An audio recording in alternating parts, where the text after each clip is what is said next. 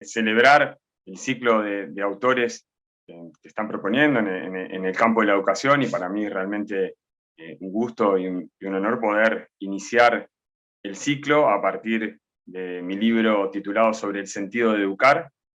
Mi nombre es Pablo Romero, soy profesor de filosofía, docente de ética en la Universidad CLAE. Trabajo desde hace muchos años, más de 2 décadas, en el ámbito de la educación secundaria y también la educación universitaria.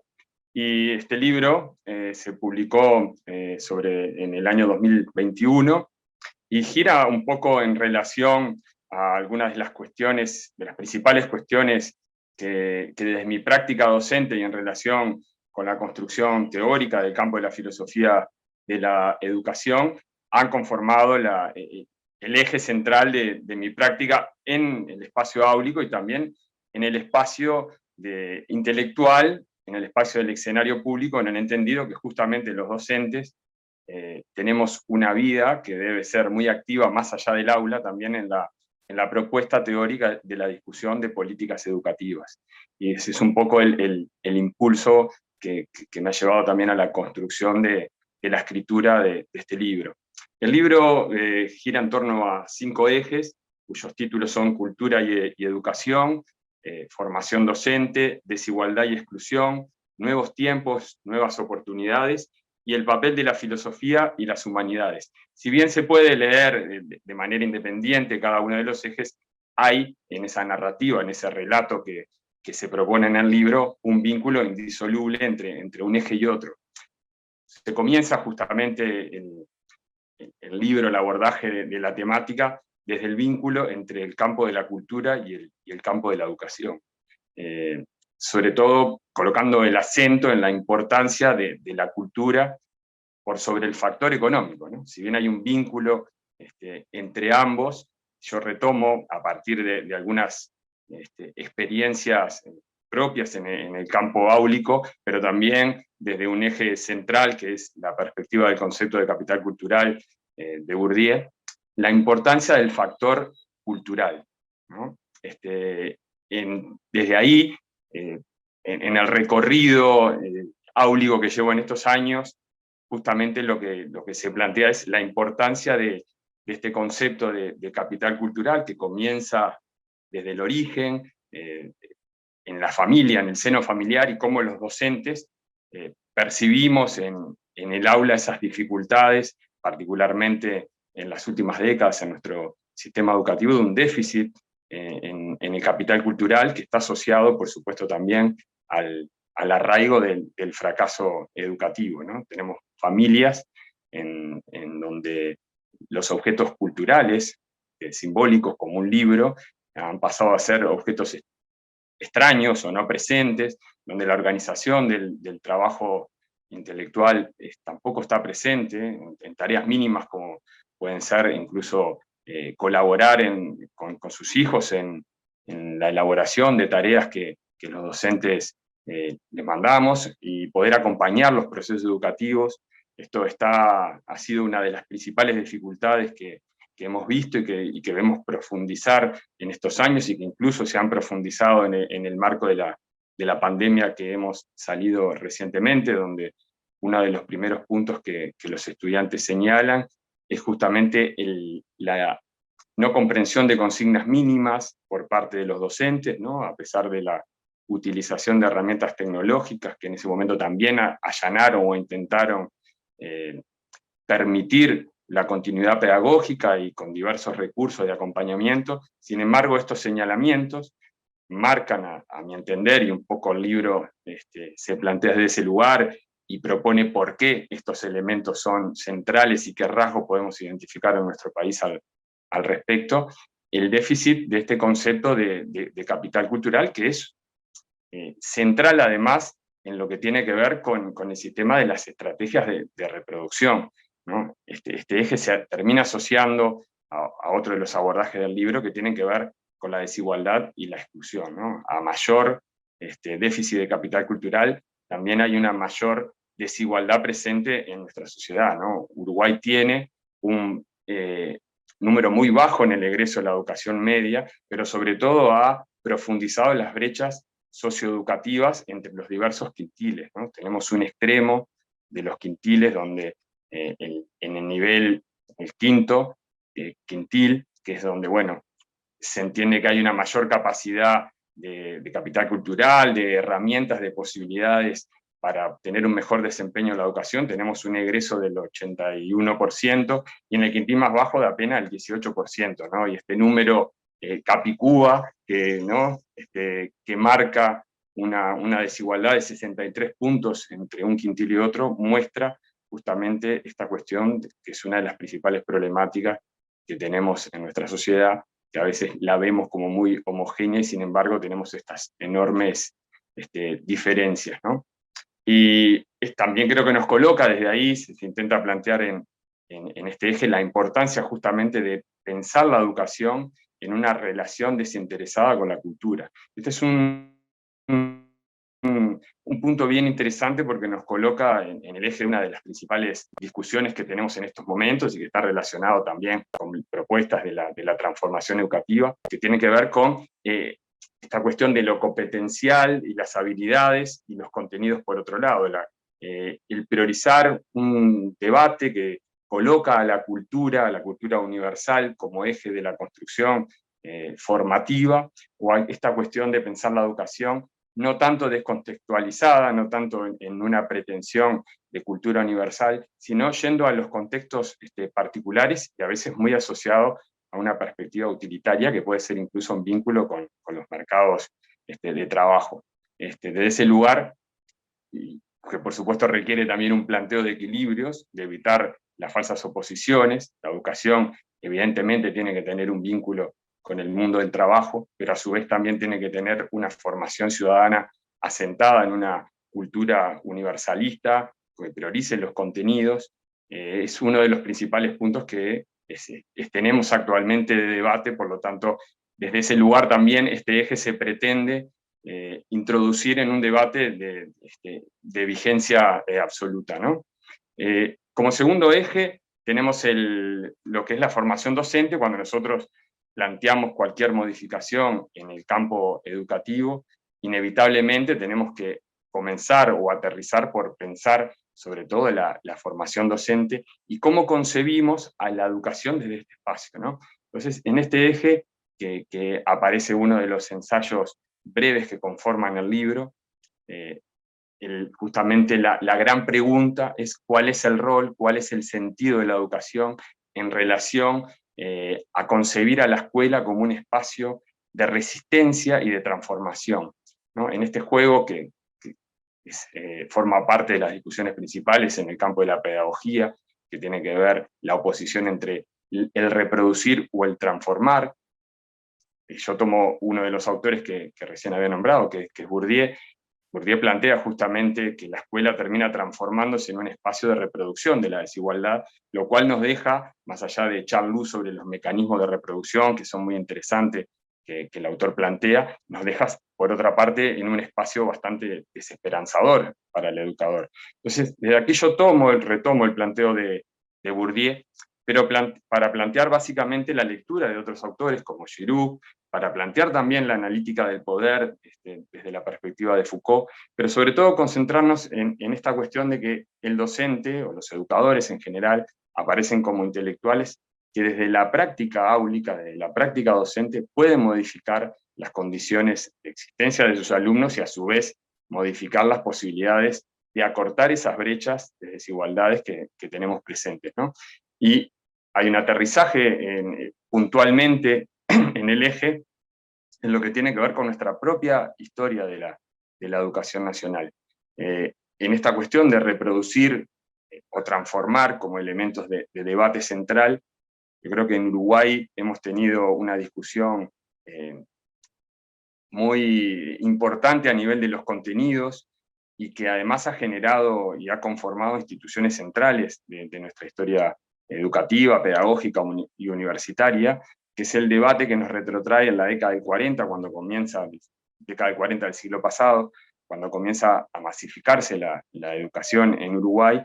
que son los posicionamientos que tuvieron en ese momento Carlos Baferreira, nuestro principal filósofo, y Antonio Grompone, que es una de las figuras centrales también del campo de la educación en Uruguay, uno, padre intelectual y fundador de la Facultad de Humanidades, en el caso de Ferreira, y Grompone, padre fundador y también intelectual de lo que es el Instituto de Profesores Artigas. Y ahí es un debate bien interesante porque se coloca sobre todo en juego uno de los grandes problemas que todavía no hemos podido zanjar en el campo educativo, que es el divorcio entre el campo de la docencia, entendida más como didáctica, como pedagogía escolar, y el campo de la investigación. Hasta el día de hoy tenemos una discusión bien importante en nuestro país que tiene que ver con dotar de estatus universitario a las carreras de formación docente. Entonces, desde ese lugar, lo que se propone en el libro es hurgar en el nacimiento de este divorcio, recordando que, por ejemplo, el espacio de la formación profesional y el propio espacio de educación secundaria era en un momento un departamento dentro de la universidad y que se aunaban en buena medida estos espacios de docencia y de investigación, y que por contexto de esa propia necesidad de la masificación, de contextualizar el espacio de la educación secundaria, y de no concebir a la educación secundaria simplemente como un pasaje hacia carreras universitarias, o sea, no concebir los tramos del liceo como un tramo preuniversitario, fue llevando, si quiero, desencadenando una cierta crisis de divorcio entre estos dos elementos, y bueno, es algo que con el correr del tiempo, de alguna manera no lo hemos podido terminar de zanjar, y todavía es una discusión bien importante. Una vez que hemos planteado la importancia entonces en el eje 1 del concepto de capital cultural vinculado a la educación, de la importancia en ese sentido de la formación docente, el libro plantea un tercer eje que hace hincapié,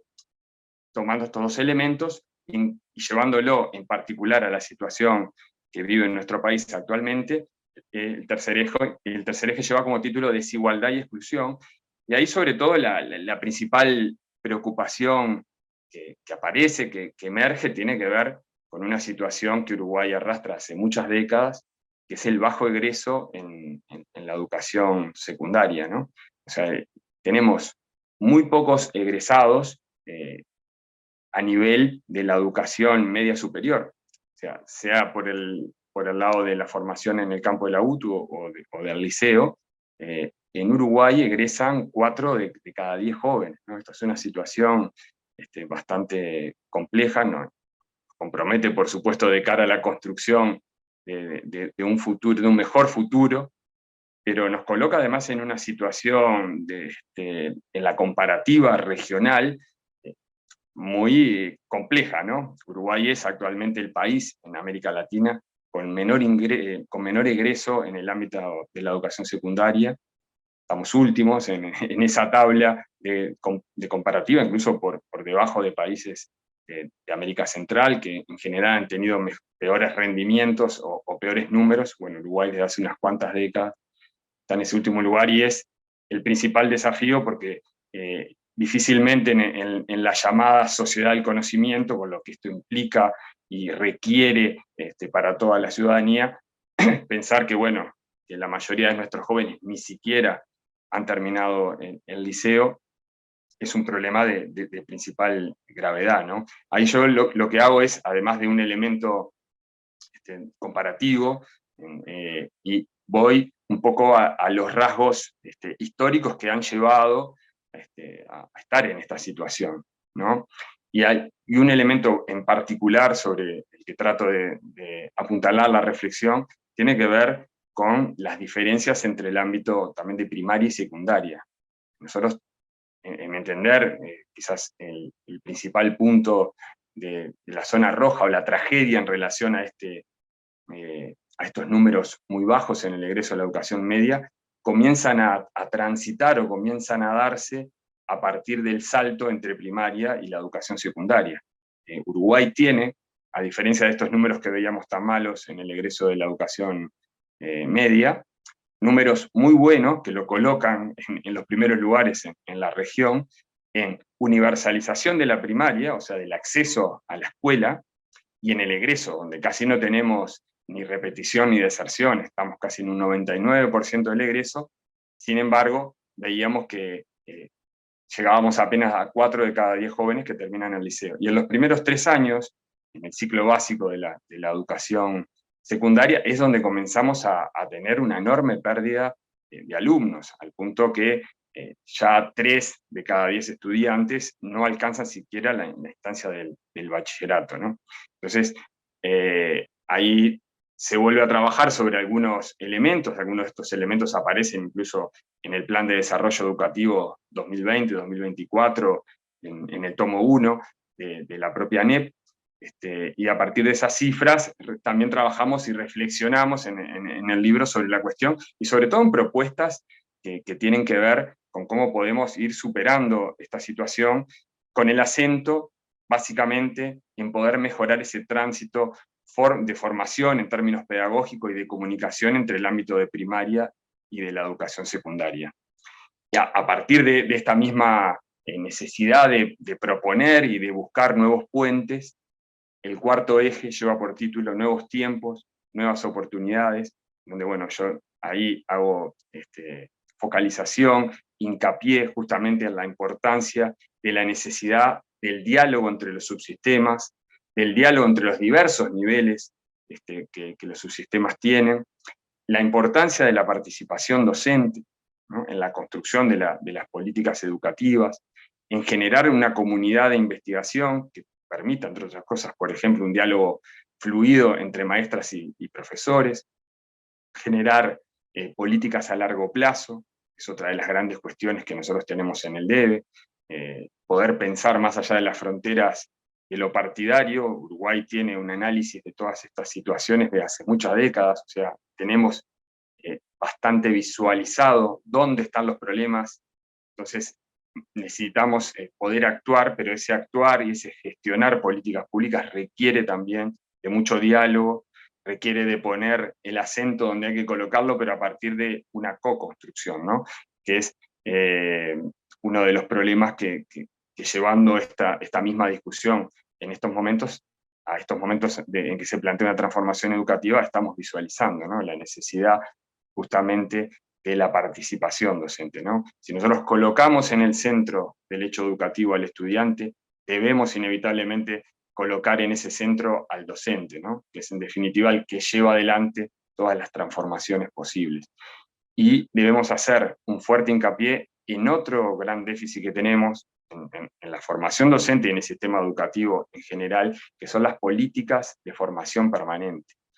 Sucede, lamentablemente, que muchas veces el egreso de las carreras de formación docente, sea primaria, o sea magisterio, o en el caso de secundaria, en el IPA, los SERP y los IFD, pueden llegar a convertirse en el fin de la vida intelectual de ese educador, porque bueno, mientras estaba estudiando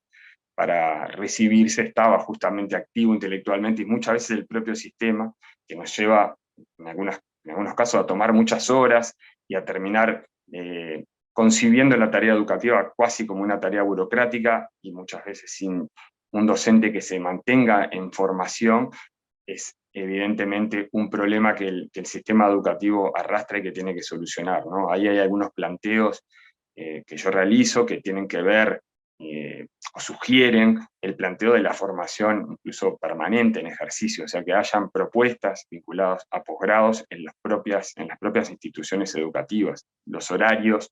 que incluso se manejan vinculados a las coordinaciones, bien podrían ser lugares de formación permanente en ejercicio, ¿no? Entonces hay algunos planteos de políticas educativas, de políticas públicas al respecto, que son planteados en este eje,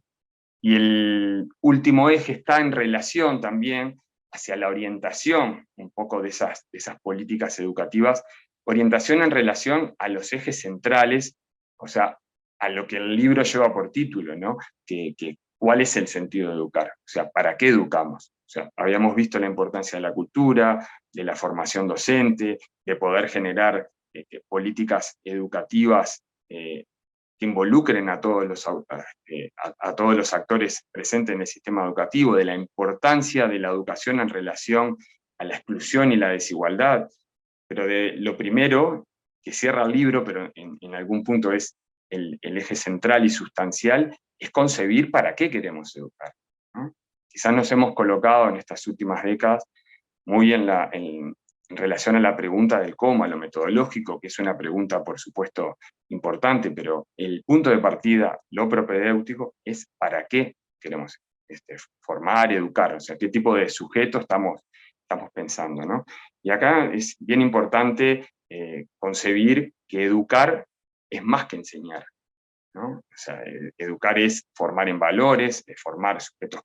críticos, sujetos autónomos, sujetos reflexivos, estas palabras que a veces nos resultan muy grandilocuentes, pero que están asociadas justamente con la formación de la ciudadanía, y desde ahí es